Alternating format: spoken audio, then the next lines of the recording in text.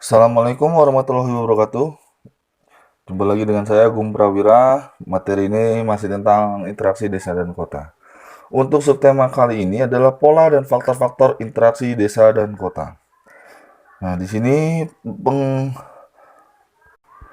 salah satu konsep geografi menurut Alman adalah konsep interaksi antar wilayah. Interaksi ini mencakup barang, manusia, informasi, dan ide dari desa ke kota maupun sebaliknya. Dalam ilmu geografi, interaksi berarti proses saling mempengaruhi antara manusia, barang, informasi, atau satu tempat dengan tempat lainnya. Menurut Alman, pergerakan manusia, barang, jasa maupun informasi atau interaksi antar wilayah disebabkan oleh tiga faktor. Kita lihat di sini, yang pertama adalah saling melengkapi atau komplement. Maksud di sini adalah hubungan yang saling melengkapi dikarenakan perbedaan dalam ketersediaan dan kemampuan sumber daya dalam suatu wilayah. Di satu pihak, ada wilayah yang kelebihan sumber daya, sedangkan pada wilayah lain kekurangan sumber daya. Keadaan ini mendorong terjadinya interaksi yang didasarkan saling membutuhkan. Semakin besar komplementaritas, semakin besar pula arus barangnya maupun informasi dan manusianya. Nah, ini sebagai gambar ilustrasi skema kegiatan saling melengkapi atau komplementaritasnya. Yang kedua, kesempatan untuk saling berintervensi, yaitu kesempatan untuk saling berintervensi adalah suatu alternatif perantara yang dapat menghambat timbulnya interaksi antar wilayah atau dapat menimbulkan suatu persaingan. Kita ambil gambar di sini, yaitu skema dalam kesempatan untuk berintervensi. Nah, lalu kemudian di sini interaksi antar kota meliputi interaksi antar manusia yang memiliki kebutuhan yang berlainan. Jenis interaksi dalam geografi antara lain sebagai berikut. Yang pertama, interaksi keuangan bersifat ekonomis, contohnya antara penjual dan pembeli. Yang kedua, interaksi keuangan bersifat politis, misalnya adalah para pendukung partai politik. Yang ketiga, interaksi keuangan yang bersifat sosial, misalnya program KB atau hidup hemat. Yang keempat adalah interaksi keuangan yang bersifat manusia lingkungan atau ekologis. Contohnya adalah hubungan manusia dengan alam sekitar. Dan yang kelima adalah interaksi keuangan, yaitu hubungan antar manusia dengan manusia atau manusia dengan lingkungannya. Sebagai contoh adalah manusia di kota dengan manusia di desa. Interaksi keuangan meliputi gejala relokasi, distribusi, dan difusi.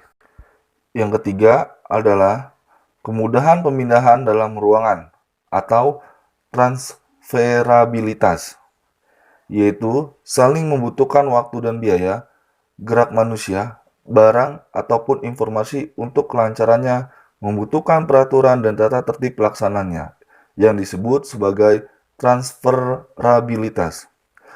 Semakin mudah transferabilitas, semakin besar pula gerak barang, manusia, maupun informasi. Kemudahan pemindahan dalam ruang tergantung pada jarak mutlak dan jarak relatif antara tiap wilayah. Lalu kemudian biaya transportasi, kemudahan dan kelancaran prasarana transportasi antar wilayah. Menurut teori Carothers, hubungan ekonomis berbanding lurus dengan banyaknya jumlah penduduk dan berbanding terbalik dengan jarak yang harus ditempuh. Semakin banyak jumlah penduduk di kedua wilayah, interaksi ekonominya semakin besar dan semakin jauh jarak di antara kedua wilayah, semakin kecil interaksinya. Artinya, pada nomor 3 ini, yaitu interaksi antara wilayah A dan wilayah B yang dipengaruhi oleh jumlah penduduk. Yang keempat adalah pola pergerakan perkembangan kota. Suatu kota akan terus mengalami perkembangan pembangunan seiring dengan meningkatnya jumlah penduduk dan meningkatnya kebutuhan penduduk untuk hidup layak. Terdapat 3 pergerakan yang menyebabkan suatu kota berkembang, yaitu gerakan sentripetal, sentrifugal, dan lateral. Yang pertama adalah gerakan sentripetal atau penarik, yaitu gerakan penduduk dari daerah pinggiran kota atau desa menuju kota. Gerakan ini disebabkan oleh faktor penarik dari kota. Nah, ini sebagai contoh adalah suatu lapangan pekerjaan yang terdapat di kota, sehingga menarik penduduk desa yang menuju ke kota. Yang kedua adalah gerakan pendorong atau sentrifugal, yaitu gerakan penduduk dari kota menuju desa. Gerakan ini disebabkan oleh pendorong dari kota. Nah, ini adalah interaksi kota yang menuju ke desa. Sebagai contoh adalah suatu sumber daya alam masyarakat kota yang didapat dari wilayah desa. Yang ketiga adalah gerakan ulak-alik atau lateral, yaitu meningkatnya kebutuhan lahan dan terbatasnya lahan di pusat kota, maka kegiatan penduduk berkembang ke daerah pinggiran kota. Daerah pinggiran kota ini disebut urban fringe area. Maksud di sini adalah sebagai contoh kota Jakarta ketika sudah terpenuhi ataupun sudah tidak ada lahan, maka dampak atau imbasnya adalah di wilayah sekitarnya. Sebagai contoh adalah Bekasi, Bogor, Depok, dan Tangerang. Nah, apa dampaknya? Itu pertama dari pemukiman penduduk sekitarnya. Lalu kemudian dari pola pemikiran masyarakat dan pola hidup masyarakatnya. Maka akan istilahnya akan berdampak dan sebagai kota penyangga kota pusat tersebut. Nah, daerah pinggiran biasa digunakan sebagai wilayah pemukiman penduduk. Gerakan ulak-alik atau mobilitas harian dari penduduk pinggiran yang melakukan pergerakan ke kota sebagai daerah tujuan menyebabkan berbagai dampak. Proses perkembangan wilayah kota ke daerah pinggiran kota disebut urban sprawl. Atau perkembangan kota ke daerah pinggiran terdapat 3 tipe, yaitu tipe konsentris, tipe memanjang, dan tipe meloncat. Tipe konsentris yaitu perkembangan kota merembet ke seluruh pinggiran kota secara merata.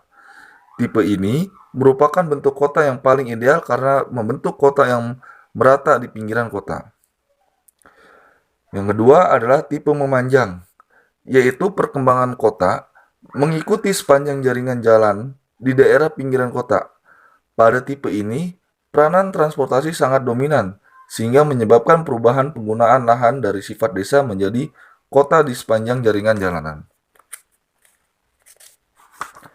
Yang ketiga adalah tipe meloncat, yaitu perkembangan kota yang tumbuh terpisah-pisah, seolah-olah meloncat dari kota utama.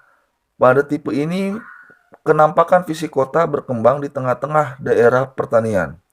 Jadi, lahan pertanian tidak berada dalam satu blok, tetapi terpisah-pisah menjadi beberapa fragmen yang tidak saling berhubungan. Tipe meloncat terjadi di daerah pinggiran kota, menyebabkan penggunaan lahannya bercampur antar sifat kota dan desa. Wilayah pinggiran kota merupakan wilayah sangat dinamis jika dibandingkan dengan bagian dalam kota maupun wilayah desa. Wilayah ini menjadi sasaran penduduk pendatang yang bekerja di kota, sehingga banyak dibangun pusat-pusat kegiatan penduduk yang berorientasi ke kota. Oke, materi tentang faktor perkembangan kota dan interaksi antar kota dan desa saya tutup. Mohon maaf jika ada salah kata, semoga dipahami. Wassalamualaikum warahmatullahi wabarakatuh.